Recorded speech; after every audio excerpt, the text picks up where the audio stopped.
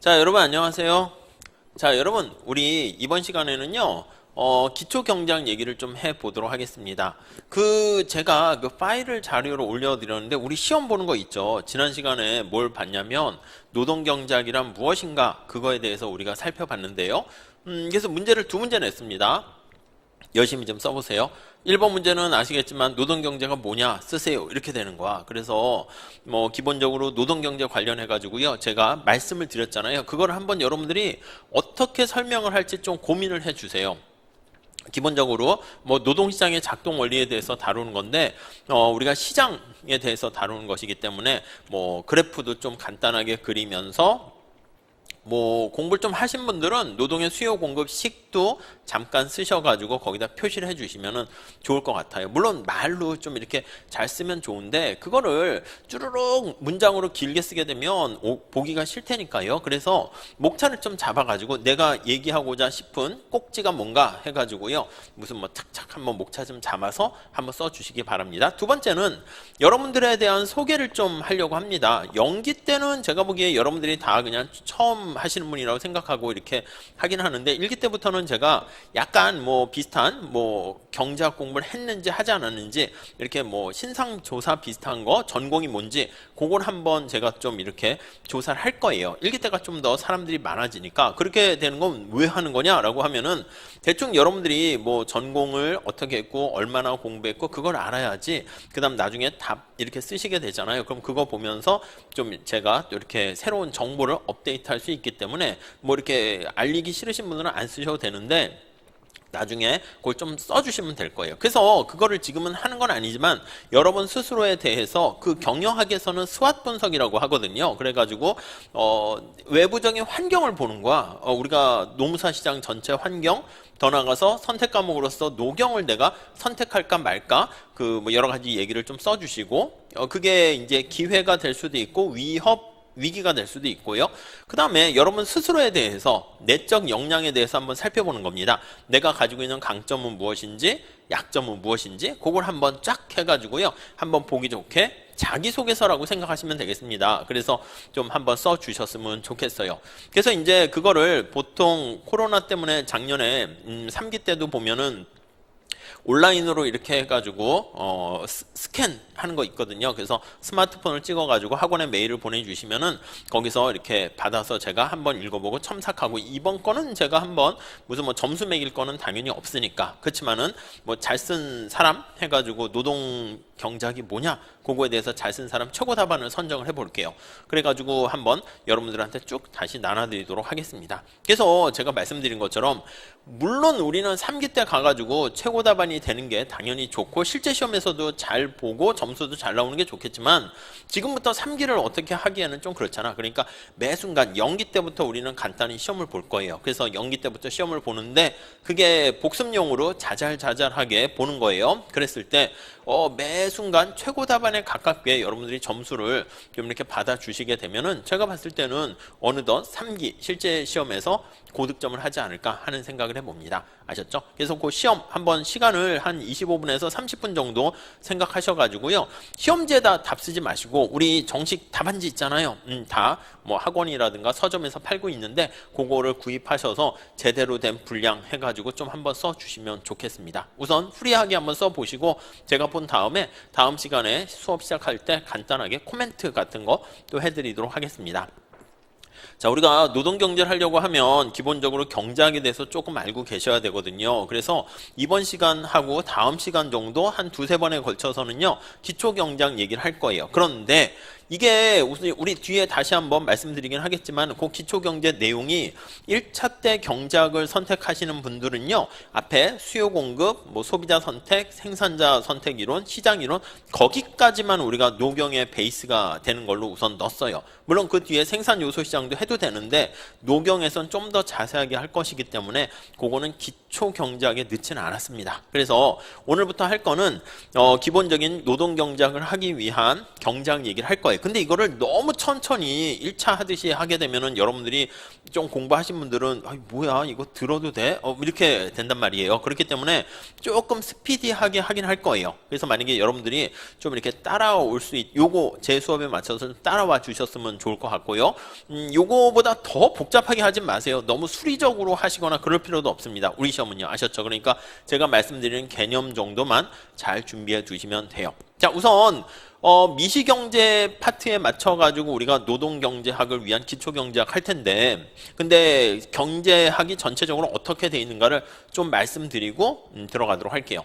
우선 경제학은요, 여기 보시면 미시경제학하고요, 거시경제학하고 국제경제학 이렇게 있는데, 국제경제학은 뭐 거시경제학에 포함되는 걸로 보셔도 될 것 같습니다. 그래서 크게는 국제무역론하고 국제금융론 이렇게 나누긴 하는데, 국제무역은 미시에 들어가 있고요, 국제금융은 거시에 들어가 있다라고 보시면 돼요. 미시경제학은요, 여기 나와 있는 것처럼 작을 미자를 쓰거든요. 마이크로라는 게 작을 미자를 써서 세상을 좀 작게 이렇게 살펴보는 경제학이다라고 생각하시면 되겠어요. 우선 그걸 하기 전에 경제 문제가 왜 발생하는가를 보셔야 되는데, 우리가 매 순간 어떤 선택에 직면해야 돼요. 그래서 어떤 사람들은 얘기해, 야, 노무사 시험 보는데 경제학이 왜 필요해? 왜 필요하겠냐? 경제학은 우리 일상생활의 모든 거에 다 필요합니다. 옛날에는 오죽하면 사법고시에서도 경제학이 들어가 있었다니까요. 그러니까 우리가 판결을 한다거나 어떤 선택을 내린다거나 결정을 할 때 경제학에 따른 어떤 우리가 한계 원리라는 걸 볼 거예요. 한계의 원리라는 걸 볼 텐데, 한계의 원리에 입각한 어떤 선택에 대해서 살펴볼 거다라고 말씀을 드릴 수 있는데, 이러한 선택 방법에 대해서 우리가 배운다라고 생각하시면 돼요. 자, 우리가 왜 선택을 해야 됩니까? 라고 하면은요, 여기 시작 자체가 자원의 희소성 때문에 선택의 문제에 직면한다라고 생각하시면 돼요. 제가 늘 말씀드리는 것처럼 우리가 돈이 많고 시간이 많고 에너지가 많고 그렇게 되면 우리가 선택을 고민할 필요가 없어요. 내가 돈이 되게 많어. 그러면 아니 종합반을 어느 학원을 다닐까? 이걸 뭘 고민해. 모든 학원에 개설된 종합반을 다 그냥 선택하면 되는 거잖아. 시간도 되게 많어. 내가 당장 내년에 붙어야 될 그런 게 없어. 그렇게 되면은 그냥 뭐 10년, 20년 공부해가지고 1차 합격하고 또 뭐 그렇게 해도 되는 거잖아. 근데 우리는 시간도 제한돼 있고 빨리 합격한 다음에 노무사로서의 뭔가 활동을 하려고 하다 보니까 우리가 이왕 선택하려면 잘 선택을 해야 됩니다. 그 선택의 출발 자체가 여기 나와 있는 희소성 때문이다 라고 보시면 되겠어요. 여기 말하는 자원은요, 우리가 말 그대로 지금 얘기한 것처럼 돈일 수도 있고요, 시간일 수도 있고요, 말 그대로 에너지일 수도 있고요, 뭐 다양한 우리가 선택을 하는 데 있어서 여러 가지 만족을 충족시켜주는 어떤 요소들이라고 생각하시면 될 것 같아요. 그게 충분하게 되면은 사실 이런 고민 안 해도 된다니까요. 다시 한번 정리하면 우리가 경제학의 출발점은 이 희소성이라는 게 제일 중요합니다. 그렇기 때문에 경제학 답안지를 우리가 만약에 쓴다라고 하면 답안지 안에 뭔가 경제학적인 뉘앙스를 풍기려고 하면 이 희소성이라는 단어가 반드시 들어갈 필요가 있어요. 자, 그랬을 때 선택을 할 때 이왕 선택하면 잘해야 됩니다. 그걸 합리적인 선택을 한다라는 표현을 쓰게 될 거예요. 레셔널이라는 표현을 쓰는데 이게 바로 뭐냐면 레컨이라는 단어에서 유래를 했다라고 해요. 생각한다는 겁니다. 그래서 뭔가 주어진 희소성 때문에 좋은 거는 극대화하고요, 나쁜 거는 극소화하는, 앞으로 이걸 많이 볼 거예요. 이걸 우리가 최적화한다라는 표현을 쓸 거거든요. 극대화, 극소화를 합쳐서 최적화. 여기 나와 있는 것처럼 요거 옵티마이제이션이라는 표현을 씁니다. 최소의 비용으로 최대 효과를 누리는 것을 최적화, 이런 표현을 해요.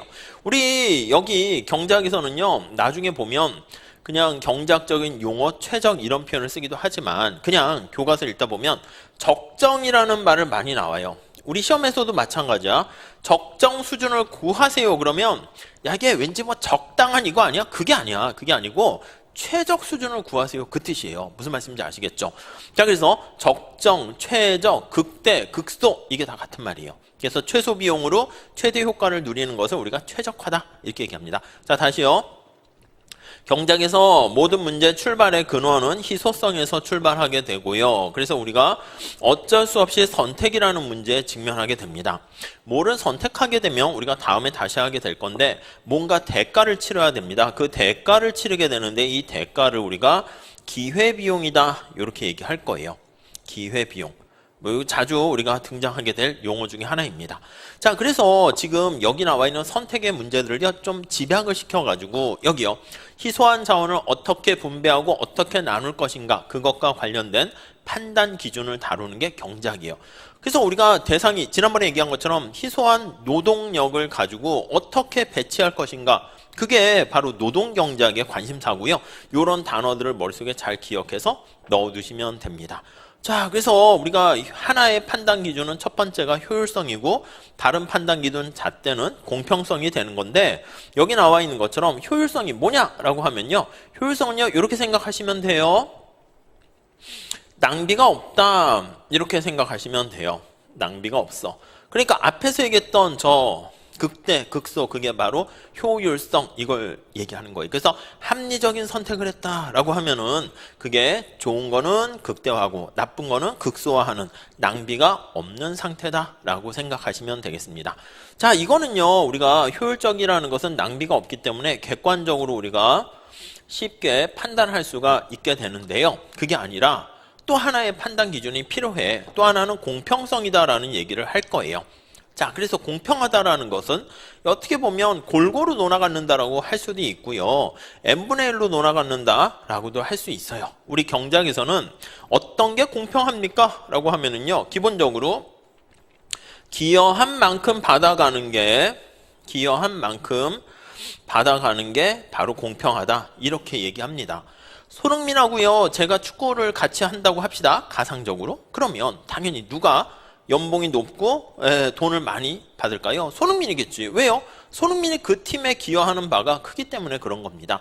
그래서 우리 경작에서는 노동시장도 마찬가지야. 노동경작에서도 아니 어떤 사람이 임금이 높아. 그러면 첫 번째는 야 똑같은 일을 하는데 왜 차별해? 이럴 수 있어. 이게 올해 나온 시험 문제가 차별과 관련된 거잖아. 근데 그게 아니라 더 능력이 있어가지고 높은 연봉과 임금을 받을 수 있잖아요. 그게 기여한 만큼 그 사람은 더 많은 교육을 받았거나 숙련도가 높거나 이건 차별이 아니라니까. 그러니까 우리가 진짜 어떤 편견에 입각한 차별과 그게 아니라 기여한 만큼 능력만큼 받아가는 그런 것들을 구별을 해야 됩니다. 아셨죠? 그래서 기여한 만큼 받아가는 게 공평성. 근데 이 공평성이라는 것은 약간 뭐가 정답이 있는 게 아니야. 그래서 우리가 주관적이다라고 생각하시면 될 것 같습니다. 그래서 앞으로 얘기를 쭉 하게 되면 노동시장에 우리가 나중에 할 겁니다. 노동시장에 대한 어떤 상태를 평가하는 거야.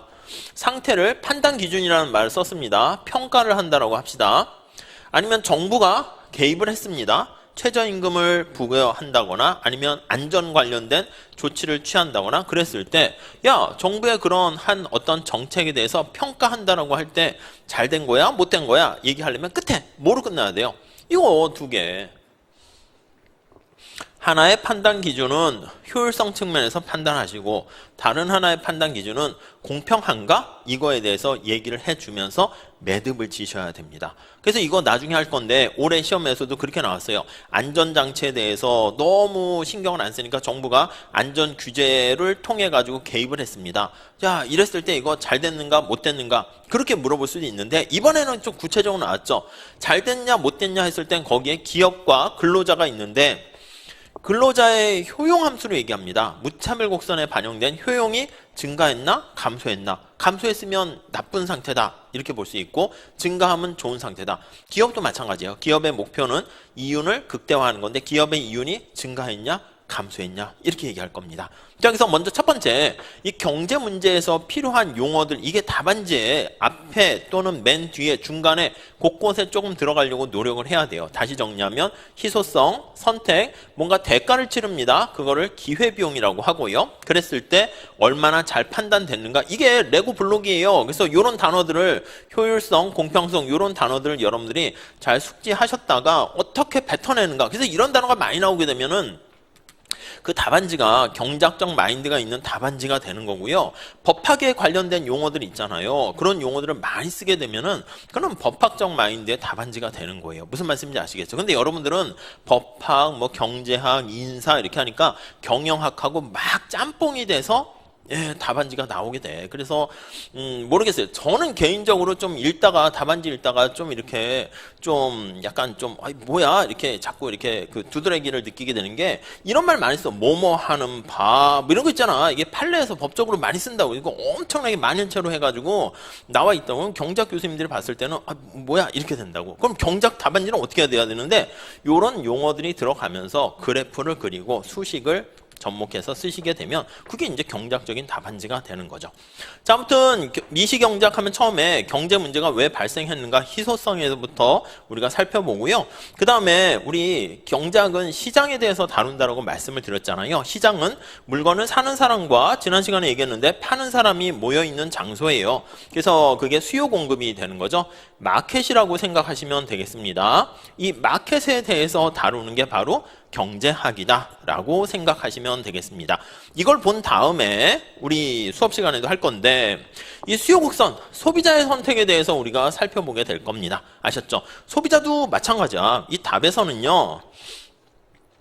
예산 제약이라는 희소성이 여기 담겨 있는 거예요. 자, 여기 다시 한번 볼게요. 형광펜으로 한번 써볼게요. 여기 보시면 색깔을 바꿉시다.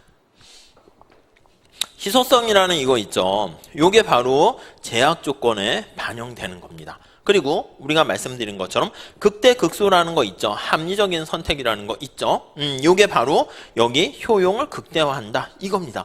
그러니까 주체만 바뀐 거야. 주인공만 바뀐 거야. 소비자의 선택에 대해서 다루는 건데 선택을 한다라고 하면 희소성과 이왕이면은 잘 선택해야 되는데 극대화한다. 뭐 만족을 극대화한다 이렇게 보게 될 겁니다. 그래서 이거를 우리가 예산선하고요. 무차별 곡선을 가지고 우리가 설명을 하게 될 거예요. 조만간 보게 될 테니까 좀 기대해 주시고요. 자, 그 다음에 우리 보시면 하나의 수요 공급에서 수요의 축을 나타내는 게 소비자고요. 그 다음에 공급 축을 나타내는 게 바로 생산자입니다. 이게 바로 기업이죠. 기업. 기업의 어떤 선택에 대해서 다루는 거예요. 자, 기업은요 우리가 다시 하긴 할 텐데 기업이 뭡니까? 그러면 여기 나와 있는 노동과 자본을 투입을 하는 겁니다. 자, L이라고 쓸 거예요. K라고 쓸 거예요. L과 K를 투입해서 뭔가를 만들어내요. 이 프로세스도 한번 잘 봐주세요. 자, 이렇게 흘러가는 이 프로세스 있잖아. 이걸 이렇게 쓸 거예요. Q는 F 함수에 표현하는 거예요. 펑션이에요. 노동과 자본을 투입하는 거예요. 이게 영어 알파벳으로 써가지고 우리가 뭐 좀 정신이 없는데 이걸 그렇게 쓰지 않고요. 그래서 제가 아는 교수님하고 책을 썼을 때는 이렇게 수식어로 쓰다 보니까 수식도 아니지 이렇게 알파벳 기호로 쓰다 보니까 되게 이렇게 거부감을 느껴서 아예 우리나라 말로 바꿨어요. 그래서 생산량은 뭔가에 대한 함수 관계예요. 그래서 노동의 투입량 그리고 자본의 투입량 이렇게 썼어요. 그럼 뭔가 읽을 때 사실은 뭐 경영학 인사와 비슷하게 우리나라 말로만 쫙 있으니까 왠지 좀 가볍고 좀 이것도 간단한 함수식이니까 좀 부담이 없이 느껴지긴 하는데 이게 약간 경제 원론이나 레벨이 낮은 거 할 때는요 이렇게 해도 충분히 돼. 근데 약간 미시경제나 고차원적인 조금 뭐 우리가 어렵게까지 가지는 않지만은 미시경제학으로 좀 수식을 몇 개 쓰려고 하다 보면 이렇게 하니까요 정신이 없어. 정보 처리 속도가 굉장히 느려지더라고. 그래서 우리가 약속을 하는 거지.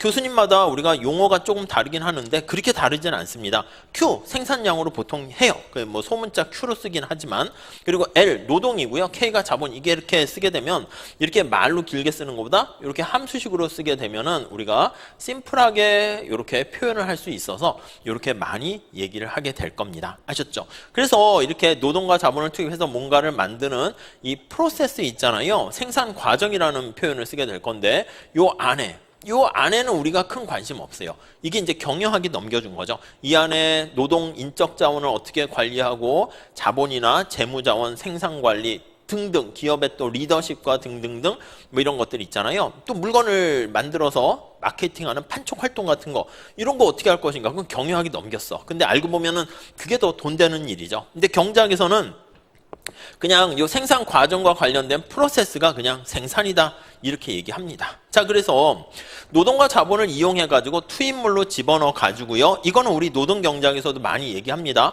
우리 지난 시간에 얘기한 것처럼 우리는 주로 여기에 관심사가 있긴 한데 노동은 바로 생산물 시장에 대해서 파생 수요라는 말을 제가 했었어요. 아니 그렇죠. 우리가 자동차가 안 팔린다 합시다. 그렇게 되면 자동차에 대한 물건에 대한 수요가 줄어들게 되면 자동차를 만드는 데 필요한 노동과 자본도 별로 안 쓰게 됩니다. 채용을 잘 안 해. 그렇게 되면 노동에 대한 수요도 영향을 받게 되는 죠. 그래서 이 파생 수요라는 것은 노동시장이 이 파생 수요라는 말도 무조건 답안지 한 번은 들어가셔야 돼요. 처음 시작할 때 넣든 나중에 넣든. 그래서 노동시장은 생산물 시장에 파생 수요다 이렇게 얘기하는 거예요. 생산물 시장에 파생 수요로 영향을 받는다. 이렇게 보시면 될 것 같습니다. 영향을 받아 이렇게요. 아셨죠? 네, 이렇게 정리하시면 돼요. 자, 그 과정이라는 얘기를 했습니다. 그래서 이렇게 어떤 생산과 관련된 메카니컬한 메커니즘 그것만 얘기하게 되는 것이고요. 어떻게 하면 시장에서 요구하는 상품을 여기 또 나왔잖아요. 최소의 비용으로 생산할 것인가. 하나는 우리가 너 생산할 수 있어? 생산 기술과 관련된 게 생산 함수예요. 요게 생산 기술이고요. 이 생산 함수를요. 우리가 나중에 다시 할 건데 위에서 내려다 봐가지고요. 등량 곡선이라는 걸 가지고 얘기할 거예요. 여기 양을 보면요. 이게 퀀트 나와 있잖아요. 그래서 이게 양이 말 그대로 생산량이에요. 그래서 우리가 무차별 곡선은 효용함수를 나타내는 것처럼 등량 곡선은 생산함수를 나타내는 걸로 재해석해가지고 그래프에 반영해서 나타낼 겁니다. 자, 그래서 우리가 소비자 이론과 생산자 이론을 배운 다음에 우리가 생산물 시장에 대해서 배울 거예요. 이 Q가 거래되는 시장에 대해서 다루게 될 겁니다. 그게 바로 여기 생산물 시장 이론이다. 이렇게 보시면 되겠습니다. 자, 그런데 이 생산물 시장이 물건을 사는 사람과 파는 사람들이 굉장히 많이 이렇게 막 모여있는 그런 상태를요, 경쟁시장이라고 얘기하는데 우리는 이상적인 현실에서 존재하기는 어렵지만 완전 경쟁시장이라는 단어를 쓰게 돼요. 자, 그래서 퍼펙트라는 게 경쟁의 정도가 엄청나게 치열한 이렇게 보시면 돼요. 그러니까 우리가 생각하는 상상 이상의 정도라고 보시면 돼. 시장에 참여하는 소비자와 생산자들이 엄청나게 많은 거예요. 그래서 개별 경제 주체들은 별로 크게 신경을 쓰지 않는 거야. 그러니까 사실 우리 농사시장도 비슷하다고 보시면 돼. 몇 명이 있습니까? 라고 하면 엄청나게 많은 참가자들이 존재하는 거예요. 그러니까 이런 것들은 바로 뭐냐면 우리 농사시장에서 지금 말씀드린 것처럼 옆에 친구 같은 수험생 한 명 정도 내가 제꼈다고 내가 엄청나게 붙을 가능성이 올라가는 거 아니잖아요. 그러니까 사실은 옆에 친구나 뭐 이렇게 있어도 많이 또 뽑는 거긴 하기 때문에 그래서 사실은 제가 말씀드렸죠. 상대방이 뭘 어떻게 하는가 그게 중요한 게 아니에요. 그렇기 때문에 자기와의 싸움이 좀 더 가깝다고 생각하시면 돼요. 그래서 엄청나게 많은 참가자 경기자가 있어서 여기에 참여하게 되는 개별 기업이라든가 기업을 할게요. 시장이니까 기업은 개미와 같은 상황이에요. 개미와 같은 존재의 의의가 굉장히 의미가 작은 거야. 그러니까 시장에서 뭔가를 막 하려고 해도 큰 의미가 없어. 내가 만약에 주식시장에서 어떤 삼성전자 주식을 한두 개 산다 해서 주가가 요동치지 않는 거랑 비슷해요. 그래서 엄청나게 경쟁이 치열한 상황을 우리가 완전 경쟁 시장이다 이렇게 얘기하고요.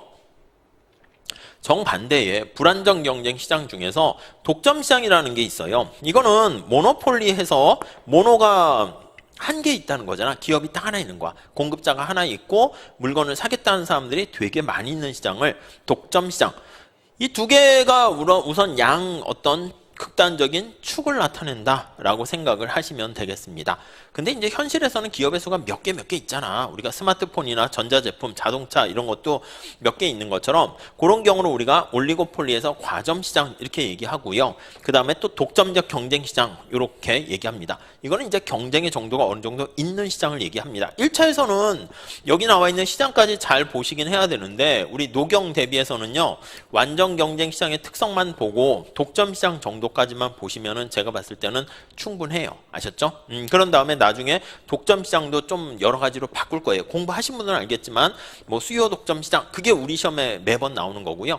그 다음에 공급 독점 시장은 한 번도 나온 적은 없는데 그렇게 중요한 건 아닌데 왠지 출제될 가능성이 있어요. 그래서 작년에 제가 조금 강조해서 하긴 했었는데 우리 책에 자세하게 그림이 있습니다. 나중에 볼 거야. 그래서 공급 독점 시장도 볼 것이고 그 다음에 쌍방 독점이라고 있습니다. 수요도 한 명, 공급도 한 명 이렇게 있는 시장을 쌍방 독점 시장 이렇게 얘기합니다. 그래서 이렇게 생산물 시장에 대해서 우리가 또 살펴보게 될 겁니다.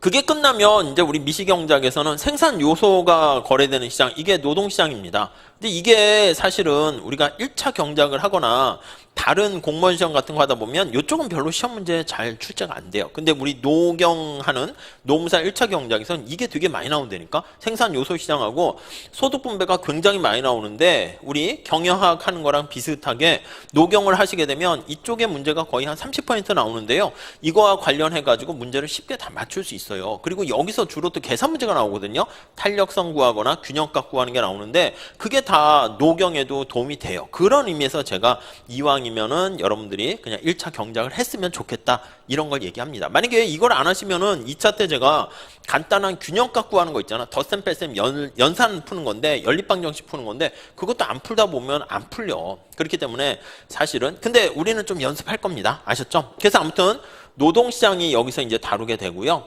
자본시장도 다루긴 하는데 크게 뭐 하진 않습니다. 그래서 노동시장이 메인 토픽이 돼요.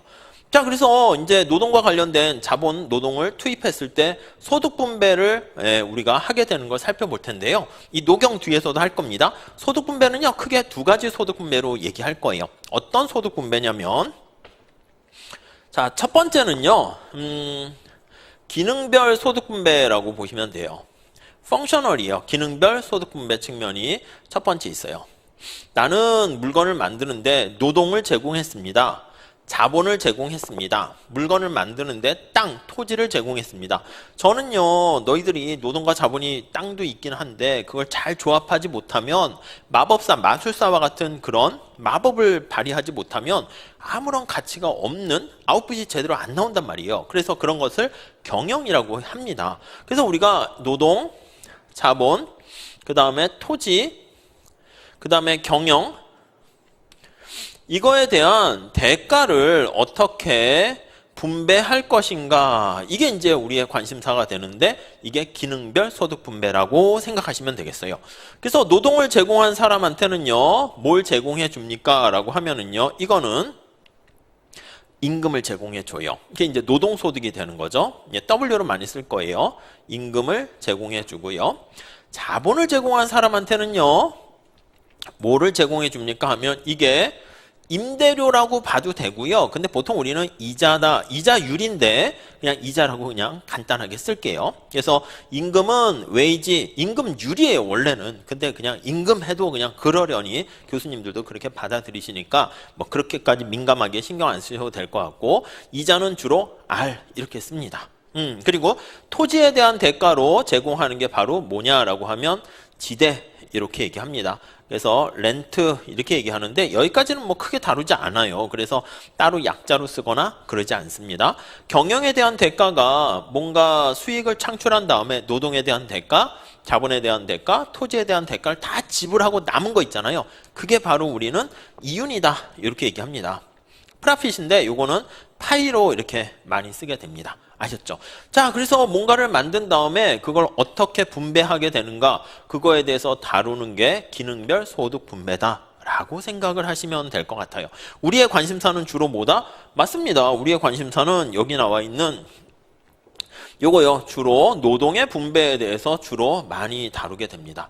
물론 요것만 따지는 게 아니야. 자본이라든가 다른 측면에서도 영향을 받기 때문에 그런 것들도 살펴서 보게 될 거고요.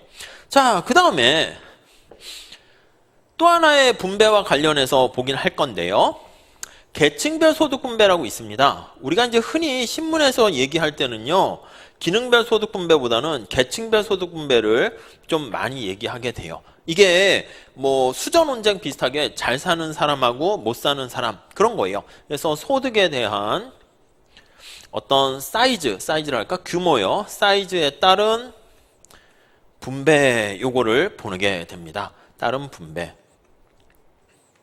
그래서 우리가 소득 분배 불평등 늘상 얘기 많이 하잖아요. 또 양극화가 너무 심해진다는 표현을 많이 쓰게 되는데 그런 거와 관련된 얘기 다루는 게 이쪽 계층별 소득 분배다라고 보시면 되겠습니다. 그래서 이것도 우리가 여러 가지 그 노경에서도 이거 합니다. 물론 1차에서 더 많이 나와.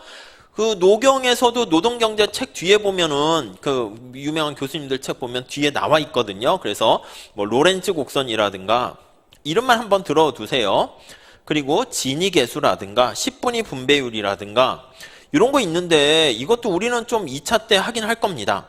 그런데 1차용이야 1차용. 그래서 저도 1차 때 경작 안 하신 분들이 있을까봐 그래서 이렇게 로렌츠 곡선, 진위계수, 뭐 10분위 분배율 이런 것들, 5분위 분배율 이런 것들도 설명드리긴 하는데 역시 아니나 다를까 뭐 출제 가능성이 좀 2차에서는 없어요. 그러니까 한 퍼센트지로 하면 1%이 정도? 그럼 안 해도 되지 않습니까? 맞아, 안 해도 돼. 그래서 저는 하고 싶지 않아요. 근데 만약에 출제가 될 수도 있잖아.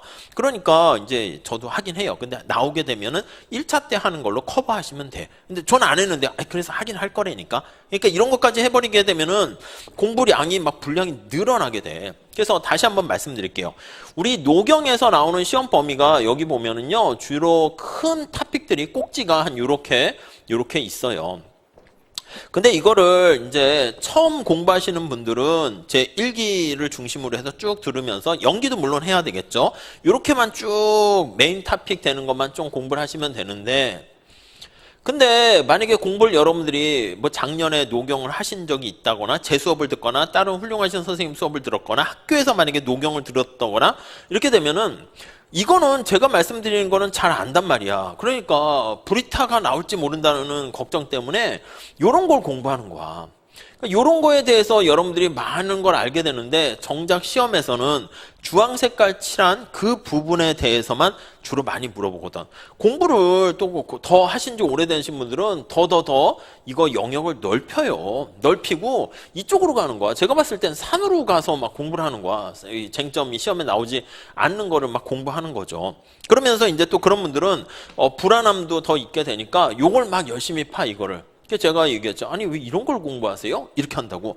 저는 이 주황 색깔 시험 문제를 내죠. 그러면 이분 입장에서는 뭐 물론 이제 뭐 그런 것도 있지. 마음이 불안하니까 아이 뭐 선생님이 이딴 걸 가르치세요? 이렇게 한다고. 근데 시험 문제는 주황 색깔이 나온다니까. 무슨 말씀인지 아시겠죠? 그러니까 제가 무슨 뭐 이상한 거를 늘리는 게 아니라 그냥 교과서에 메인 토픽으로 나와 있는 것들은 다 설명을 해드리는 것이고 아주 구석탱이에 있거나 한물 같거나 이게 패러다임이 한 3, 4년 전부터 좀 바뀌었어요. 우리 노경이. 그러니까 10년 전 기출문제 보고 그렇게 하지 마세요. 답도요. 그때 나와 있는 식으로 쓰게 되면 고득점 못해요. 그러니까 지금 나와 있는 식으로 또 이렇게 패턴이 바뀌게 되는 거예요. 그러니까 제가 말씀드리는 거는 꼼꼼히 잘 봐주셨으면 좋겠어요. 아셨죠?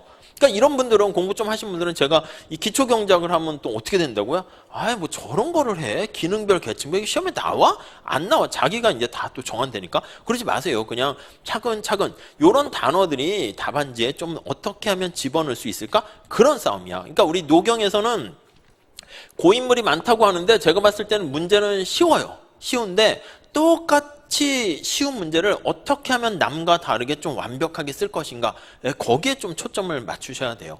교수님들이 봤을 때는 답안지를 쓱 읽어보면 아 이게 경제학적인 답안지고 이 수험생이 공부가 어느 정도 됐나? 아니면 이제 처음 시작했나? 아니면 전체적인 큰 틀을 잡지 못해가지고 단어만 그냥 막 이렇게 그물 던지듯이 막 하는 건가? 그런 게 다 보이십니다. 그렇기 때문에 좀 차근차근 하시면 좋겠어요. 아무튼 이런 것들 우리의 관심사는 뭐다? 기능별 소득분배 요게 우리의 좀 더 관심이요. 특히 노동시장의 포인트를 맞춰서 보긴 할 겁니다. 아셨죠? 그래서 이런 계층별 소득분배도 하긴 해요. 하긴 하는데 비중은 좀 약하게 두면 될 것 같고 더 나가서는 우리나라만 따지면 안 되지. 다른 나라와 관련된 국제무역 거기까지도 사실은 봐야 되는데 그건 좀 너무한 것 같아요.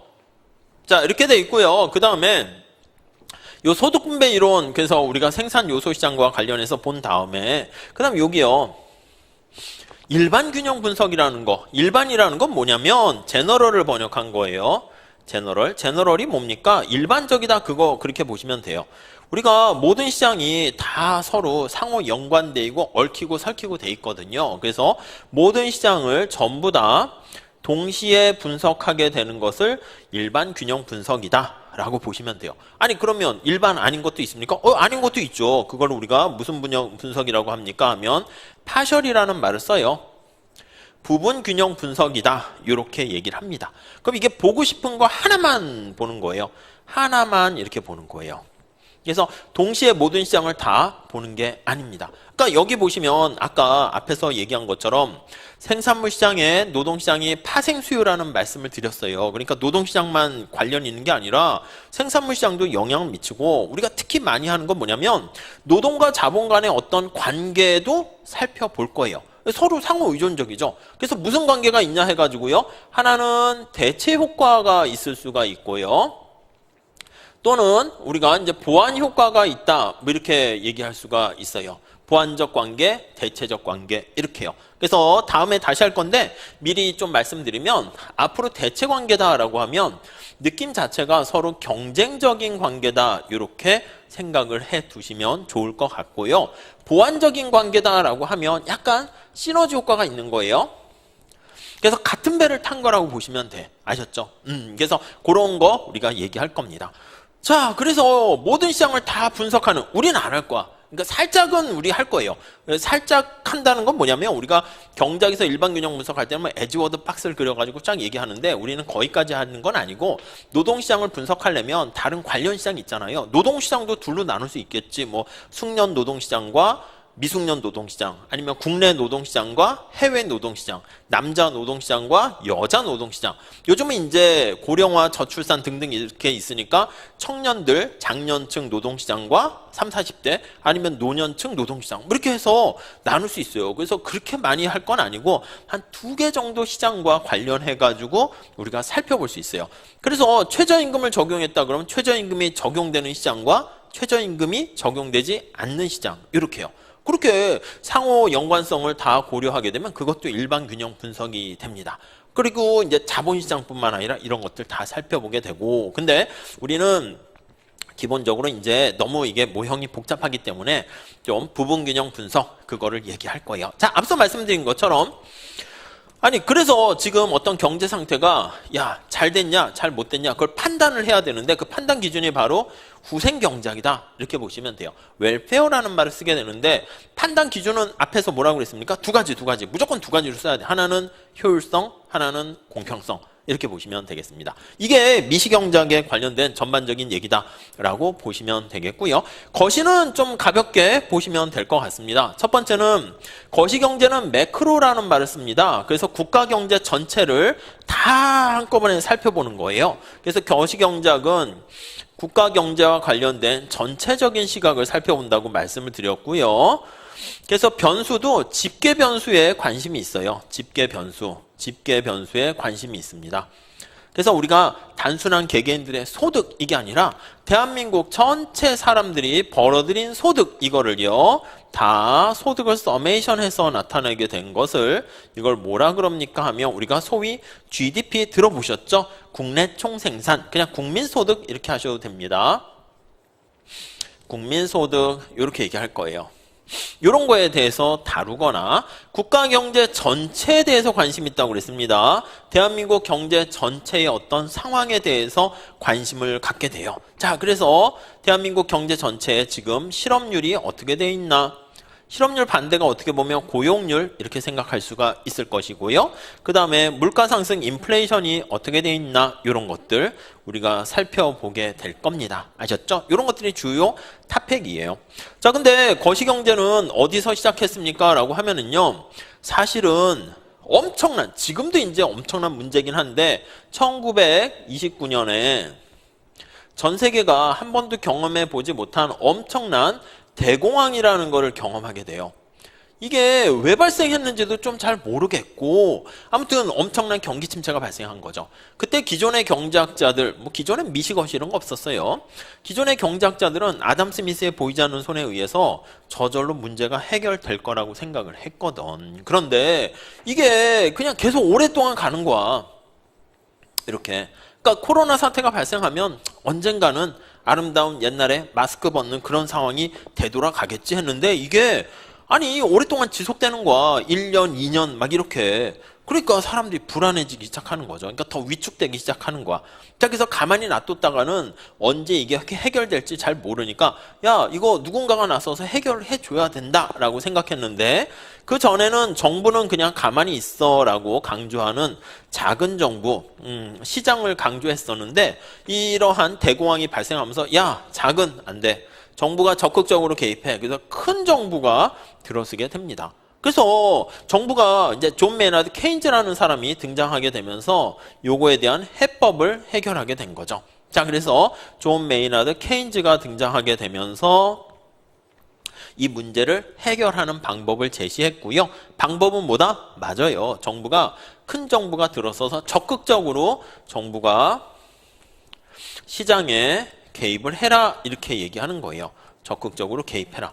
지금과 같은 상황도 사실 엄청난 경기 침체 위기 상황이잖아요. 가만히 놔두면 언젠간 좋아질 수 있겠죠. 집단 면역이 되든 어떻게 되든 될 수도 있겠는데 그때까지 피해가 너무 크단 말이야. 그러니까 정부가 나서가지고 뭔가 방역 체계를 좀 하고 거리두기도 하고 뭐 이렇게 계도 작업이라든가 규제를 통해 가지고 좀 그 탈출을 그 침체를 빨리 탈피하도록 할 수 있지 않을까? 그러면서 거시경제가 진짜 그렇게 탈출하긴 했다라고 봅니다. 그래서 정부가 적극적으로 개입해야 된다라는 게 등장하게 되었고요. 더 나아가서는 이때 경기 침체로 인해서 피해를 본 많은 사람들 뭐 실업이라든가 빈곤에 빠진 사람들이 많잖아요. 그래서 야, 정부가 가만히 있을 게 아니라 적극적으로 개입해야 된다. 그래서 우리가 영국 이런 데서는 노동당이 등장하면서 요람에서 무덤까지 이런 것들 사회복지제도들이 등장하게 되는 겁니다. 아셨죠? 자, 정부가 어떻게 개입할래? 그러면 정부가 정부 지출을 증가시키는 거야. 정부가 막 사업을 벌려 일으키는 거예요. 다리도 건설하고 고속도로 건설하고 가로등 많이 만들고 막 아파트 같은 거 집도 막 짓고 그럼 일거리를 만드는 거죠. 그게 정부 지출이 라고 얘기를 해요. 그래서 정부가 정부 지출을 우리가 팽창시키는 방법. 요거는 뭐 1차용이니까 우리 2차에는 크게 그렇진 않고요. 또 하나는 돈을 풀어요. 사람들이 돈이 없고 위축돼 있으니까 돈을 풀어가지고 소비할 수 있도록 금리를 낮춰가지고 지금은 또 엄청난 경기 침체가 오랫동안 지속되니까 거의 제로금리까지 내려갔는데 당시만 해도 이제 또 금리가 높았거든. 그랬을 때 이렇게 돈을 푸는 거야. 통화량을 말 그대로 증가시켜가지고 경기 침체를 탈피하게 되었고요. 이거를 이제 분석하는 게 이것도 수요 공급이에요. ISLM, ADAS가 다 디맨드, 서플라이 하니까 수요 공급으로 분석을 하게 됩니다. 자, 그래서 단기적으로 우리가 해결해야 될 두 마리 토끼가 뭐가 있습니까? 라고 하면은요. 그게 하나는 인플레이션이고요. 하나는 실업이다. 이렇게 보시면 돼. 지금 말씀드렸잖아. 경제 상태가 얼마나 잘 됩니까? 하면 실업률과 인플레이션 말씀드렸죠. 우리가 해결해야 될 두 마리 토끼다. 라고 생각하시면 돼요. 이 두 마리 토끼를 나타내는 게 바로 우리는 필립스 곡선입니다. 이것도 살짝은 해야 돼요. 살짝쿵. 무슨 말씀인지 아시겠죠?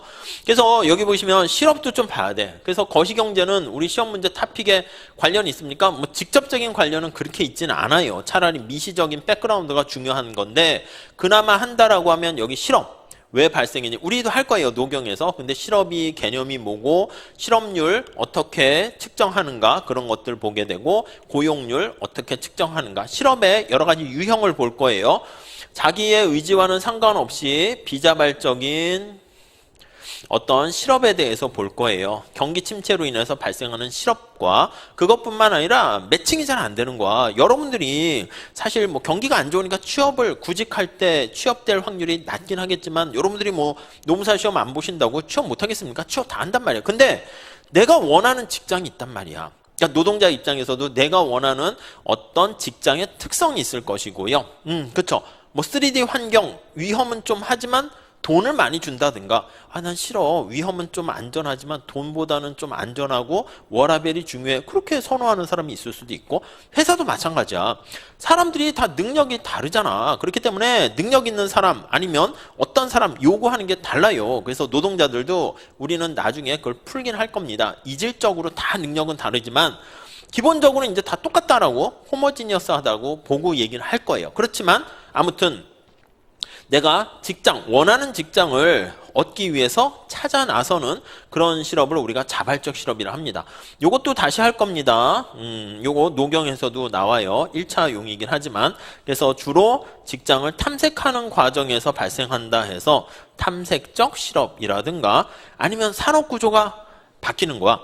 그래가지고요, 산업 구조가 뭔가 좀 뭐 그 4차 산업으로 이렇게 바뀌고 AI 이렇게 되다 보면은 산업 구조의 변화로 인해서 발생하는 실업을 구조적 실업이다. 이런 거예요. 이런 유형과 개념 정도는 좀 알고 계셔야 돼요. 그래서 특히 경기 침체로 인한 비자발적 실업 이런 것들 우리가 살펴보셔야 됩니다. 그 두 가지 여기 실업과 인플레이션 요 두 가지를 같이 하나의 그래프에다가 그려서 나타내는 작업을 하는데 그거를 필립스 곡선 이렇게 합니다. 이것도 그 우리 뭐 에렌버그나 보리아스 책 뒤에 마지막 챕터에 필립스 곡선도 있긴 합니다. 그래서 저도 조금 말씀은 드리긴 하는데 아주 세게 얘기하긴 그래. 그래서 출제 가능성은 거의 또 한 10%도 안 되기 때문에 그렇습니다. 하긴 할 거예요. 하긴 할 거예요. 근데 이런 것들이 다 어떻게 보면 거시경제 기초야. 그래서 거시경제학에서는 여기 5에 나와 있는 인플레이션과 실업, 필립스 곡선 이 정도만 좀 보시면 되겠고 이런 모든 것들이 다 경기 변동과 관련돼 있고 경제 성장 이런 얘기인데 우리 뭐 노경과는 직접 관련은 없다 이렇게 보시면 되겠습니다. 아무튼 거시적인 그런 시각도 실업이 들어가 있기 때문에 좀 중요하게 보시면 돼요. 국제경제는요, 이게 말 그대로 국가 간의 교역을 다루는 게 우리가 시장에서 무역이에요. 그래서 요거는 이제 노동의 이동과 관련해가지고 뭐 그 보기 지문으로 나올 수는 있어. 근데 무역 이론이 나오지는 않을 겁니다. 국가 간의 교역이죠. 국가 간의 시장에서 교역을 나타내는데 우리가 국제무역은 수출과 수입이잖아. 그럼 물건을 만들어서 생산해서 수출하는 국가는 공급이 되는 거야. 그래서 수출 국가는 이게 바로 공급 이렇게 보시면 되겠고 수입하는 국가가 있을 거 아닙니까? 그 수입하는 국가가 바로 그 상품에 대한 수요 이렇게 보시면 돼요. 그러니까 제가 국제무역은 미시경제와 관련돼 있어요. 미시와 관련돼 있어. 그래서 국가 간의 무역을 통해 가지고 수출, 수입 이렇게 하게 되는데 이게 지금 얘기한 것처럼 수요와 공급과 관련된 거랑 정확하게 일치를 하게 됩니다. 아셨죠? 자, 그래서 두 나라가 교역, 무역을 했잖아요. 국가 간의 교역을 무역이라고 얘기합니다. 무역을 해서 앞에 본 것처럼 어떻게 더 좋아졌어? 이걸 물어본다고. 좋아졌다라고 보는 거야. 우리가 물건을 생산하는 사람과 소비하는 사람이 우리가 뒤에 다시 할 거예요. 생산자 잉여랑 소비자 잉여를 얻게 되는데 국가 간의 이 교역을 통해서도요. 상호 이득을 얻게 됩니다. 그래서 이거를 윈윈 이렇게 얘기를 할 거예요. 아셨죠? 자, 그래서 상호 이득을 얻게 되는데 어떻게 이게 바람직합니까? 그거 평가해야죠. 어떻게 해야 된다 그랬습니까? 우리 평가할 때 어디까지 가야 된다고요? 맞아요. 평가를 하려면 판단 기준이 뭐냐면 평가는 하나는 효율성에서 살펴볼 것이고요. 또 다른 하나는 분배와 관련된 공평성에서 살펴볼 거예요.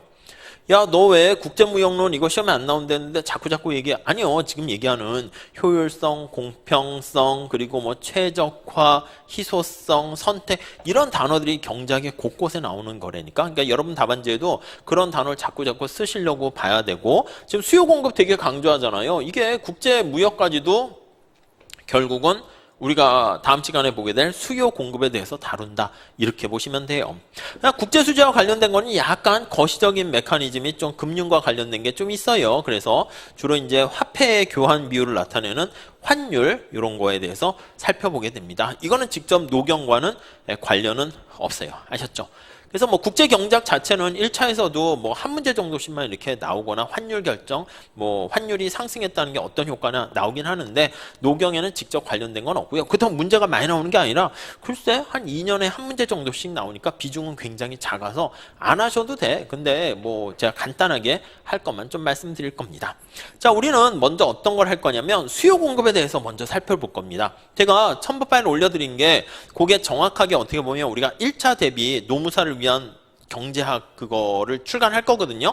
근데 거기에 나와 있는 한 3-4개 정도의 챕터를 그냥 가져왔어요. 그래서 깔끔하게 정리를 해놨기 때문에 그걸 중심으로 설명을 드리고자 해요. 그래서 목차는 뭐 수요 공급이 포인트다라고 생각하시면 되겠고, 우리가 조금 더 했으면 좋겠다라고 하는 게, 요거는 일기 때 조금 더 들어가서 좀 세게 할 거예요. 여기선 개념 정도만 보시면 되는데, 이 탄력성, 탄력도에 대해서 조금 체크를 하셔야 됩니다. 이거 중요해요.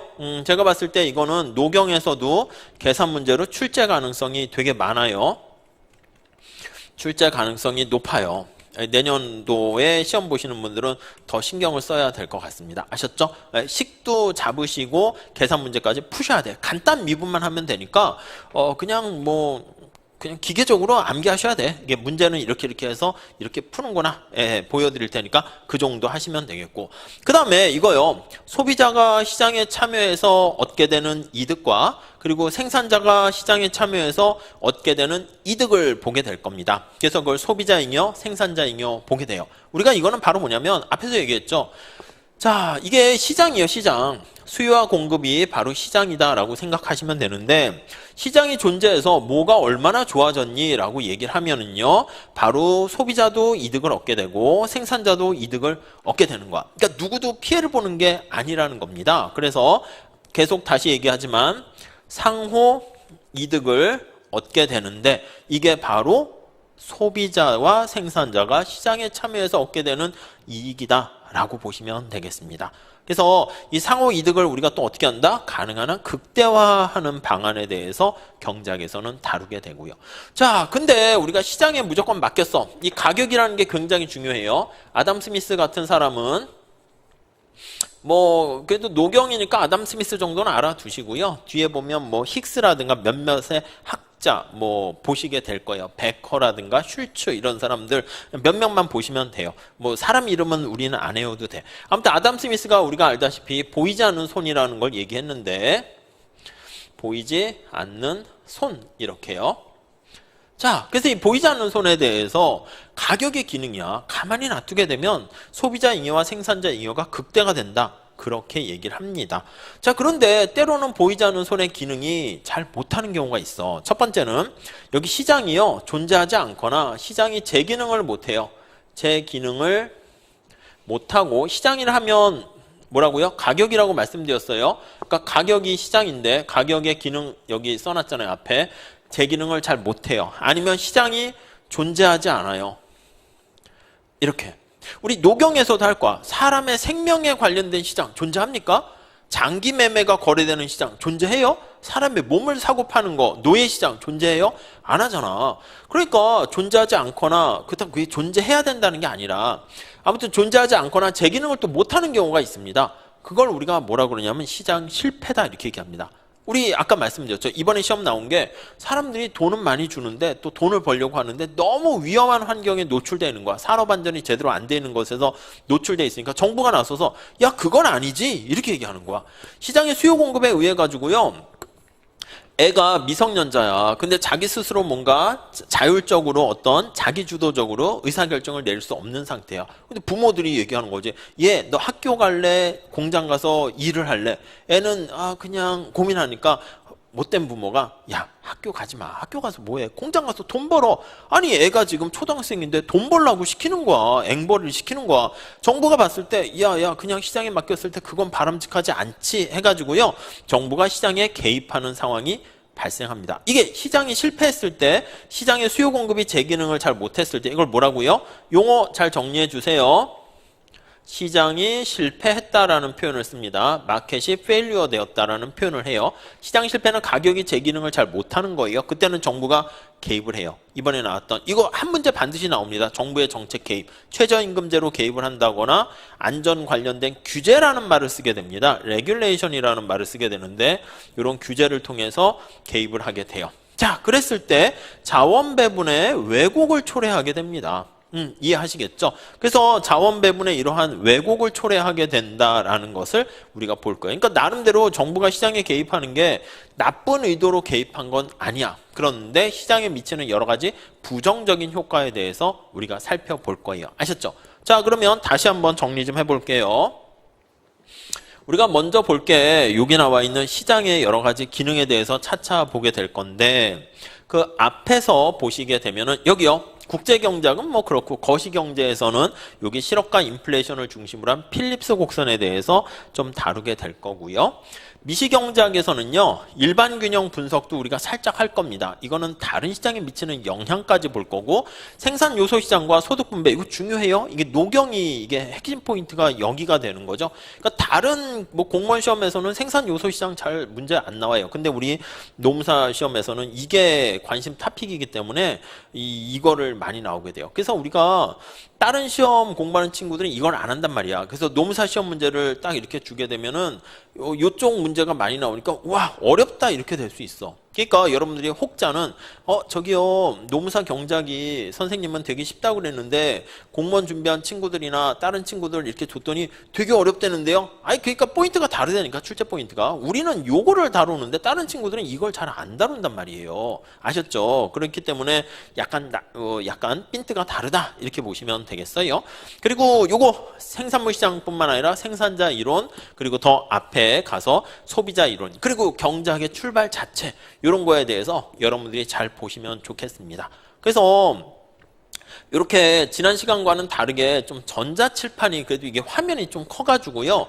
이게 좋은지는 잘 모르겠어. 이게 한눈에 확 들어오는 건 있어서 좋긴 한데 제가 봤을 때는 우리 시험은 자꾸 쓰고 그림을 그리고 이렇게 하는 게 중요해요. 특히 경작은 더 그래. 자기가 직접 안 그려보면 이게 좀 그렇다니까. 5만 원짜리 지폐 그려보세요. 그럼 신사임당이 어떻게 생겼지? 머리가 뭐 이렇게 묶었나? 이런 게 잘 안 그려진다고. 그렇기 때문에 직접 손으로 그리면서 관찰하게 되면 자기 뇌리와 손에 다 익혀지게 되거든요. 근데 약간 스피디하게 나가려고 하면은 이것도 괜찮은 것 같아서 기초경제 수업은 이렇게 조금 한번 생각을 해서 할게요. 아셨죠? 그래서 조금 속도는 올리긴 할 거예요. 그럼 여러분들은 뭘 합니까? 집중해서 잘 들으신 다음에 들으시면서도 계속 이런 단어 있잖아. 희소성, 선택, 합리적 이런 단어를 계속 읊조리세요. 이 단어가 연결되는 게 아니라 그냥 말 그대로 부지불식간에 툭 튀어나올 수 있도록 여러분들이 자꾸 익숙하게 만드는 그러니까 낯선 것을 좀 익숙하게 만드는 과정이고요. 그게 경작이 처음이신 분들은 두려움이 있을 수 있는데 연기 때부터 익숙하게 만드시게 되면 나중에 되면은 사실은 뭐 할 게 없어 별로. 아셨죠? 그렇게 보시면 되겠습니다. 자 이렇게 하시고요. 우리 다음 시간에 본격적으로 수요 공급서부터 들어가도록 하겠습니다. 감사합니다.